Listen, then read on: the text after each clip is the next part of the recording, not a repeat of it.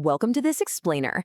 Today, we're going to completely demystify the complex math behind retirement accounts, and we're going to do it using the tale of two savers. Look, if you've ever found yourself staring blankly at your HR portal during open enrollment, totally paralyzed by the choice between a traditional 401k and a Roth IRA, and just wondering if you're making a massive mistake, you are in the exact right place. Let's break down the numbers, the taxes, and those hidden rules so you can see exactly how this game is actually played. Okay, let's just jump right in and meet our two savers, Jake and Marcus. Now, to keep things perfectly fair, they're both 28 years old, they both earn exactly $75,000 a year, and they're both incredibly responsible, each saving $500 a month for retirement. They've got the same discipline, same income, exact same starting line. Which brings us to the ultimate question we're answering today. Who really wins the 30-year race between the 401k and the Roth IRA? So the only actual difference between these two guys, it's where they're parking their cash. Marcus puts his $500 into a traditional 401k with his employer, and his company offers a 50% match up to 6% of his salary. Jake, on the other hand, puts his $500 into a Roth IRA. Jake gets zero employer match and absolutely no immediate tax break. And they both walk out of their respective HR offices thinking they are making the absolute smartest play. Let's look at Marcus first. Because of that sweet free money from his employer, that 50% match, Marcus's actual monthly contribution bumps up to an impressive $687. He gets an extra $187 a month in free money, literally just for showing up and participating. And here is where it gets really interesting for him, because this brilliantly illustrates his second massive advantage, the tax break.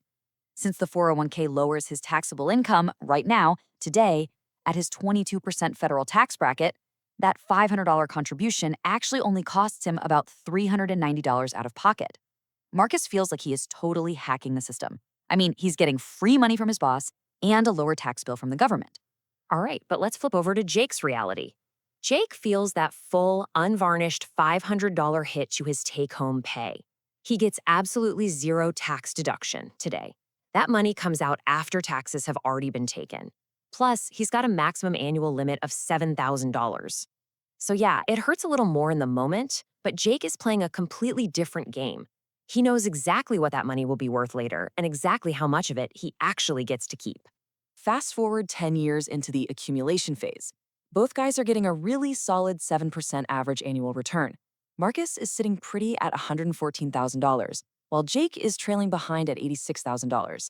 Anyone looking at this scoreboard from the outside would say Marcus is absolutely crushing Jake.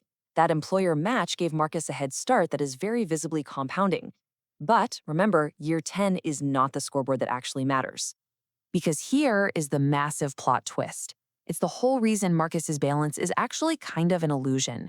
Marcus has a silent business partner lurking in his account. His name is the IRS. And the IRS literally owns somewhere between 22% and 37% of everything in Marcus's $114,000 account. Marcus just doesn't know the exact percentage yet because, well, nobody knows what tax rates will look like in 2055. And this is the fundamental difference that just gets totally lost in the monthly contribution conversation. A traditional 401k gives you a tax break now and sends you a massive bill later. A Roth IRA sends you the bill now and gives you the tax break later. Every single dollar in Jake's account is entirely his because the IRS already took their 22% cut way back when he was 28 years old. Now, this brings us to Jake's hidden superpower, immense flexibility. Say Jake faces a genuine, real-life financial emergency in year 8. He can withdraw his $60,000 in contributions, not the earnings, just the money he put in, at any time without a single penalty or tax. Marcus absolutely cannot do that. If Marcus taps his 401k early, he gets hit with income taxes plus a brutal 10% penalty. So that flexibility gap for Jake, it has real, tangible value. Okay, let's jump ahead a bit. Marcus is now in his mid-50s. His career has completely taken off, and he's earning $140,000. He is successful, but his 401k is about to turn into a bit of a tax trap. Why? Because of RMDs, required minimum distributions. Starting at age 73, the government literally forces Marcus to withdraw a minimum amount from his 401k every single year, based on his life expectancy, whether he actually needs the cash to live on or not.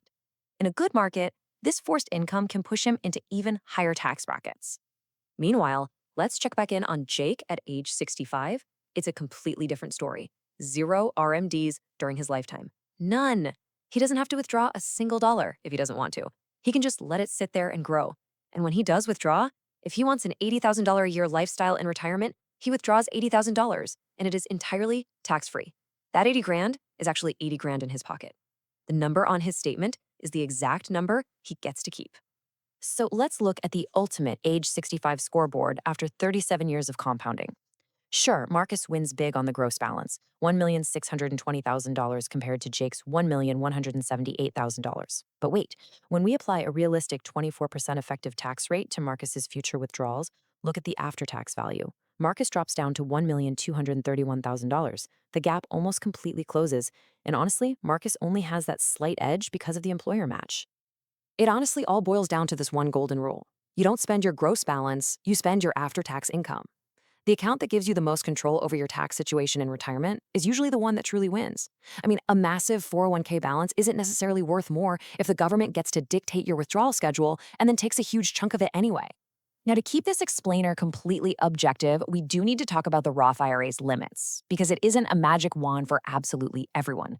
First, there are income phase-outs. If you make over a certain amount, like $146,000 to $161,000 for a single filer in 2024, you are literally locked out of making direct contributions.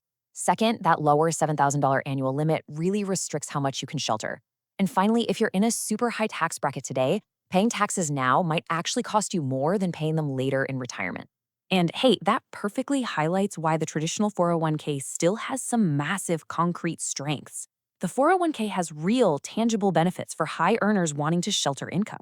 There are zero income limits for contributing. You get a much higher annual limit, $23,000 in 2024, which gives you nearly 3 times the capacity of a Roth. And if you are in your peak earning years, sitting in a 32 or 37% tax bracket, deferring that income until retirement is absolutely a legitimate and often correct strategy. But honestly, the absolute most powerful argument for the 401k, it's that 50% match. If your employer matches your contributions, that is an instant, guaranteed 50% return on your money before the stock market even does a single thing. Walking away from a full employer match just to prioritize a Roth IRA is for sure one of the most expensive mistakes you can make. The match always comes first. Full stop. So, how do we actually put this all together? Well, here is the ultimate wealth hacking sequence. It's not about picking just one, it's about using both in the exact right order. Step 1, contribute your 401k up to the full employer match. Capture that free money. Step 2, max out your Roth IRA with $7,000 a year, especially early in your career, to lock in tax-free growth and flexibility. Step 3, if you still have more money to save, return to the 401k and contribute up to the annual limit. This specific sequence almost always yields the absolute highest after-tax wealth. At the end of the day, neither Jake nor Marcus was entirely wrong back when they were 28. They just saw different parts of the elephant. The real trap here is picking a single account completely blindly without mapping out those 30-year tax consequences. It's choosing an account without understanding if your unique situation means you need a tax break right now or if you are desperately going to need a tax break later in life. So the very next time you find yourself debating a 401k versus a Roth IRA, I want you to stop and ask yourself this one highly provocative question. When do you want to pay the IRS? Do you want to pay today, when you know the exact rate, or later, when you have absolutely no idea what the rate is going to be? Because everything else about your financial future flows directly from your answer to that question. Thank you for joining me on this explainer. Keep learning and keep building that wealth.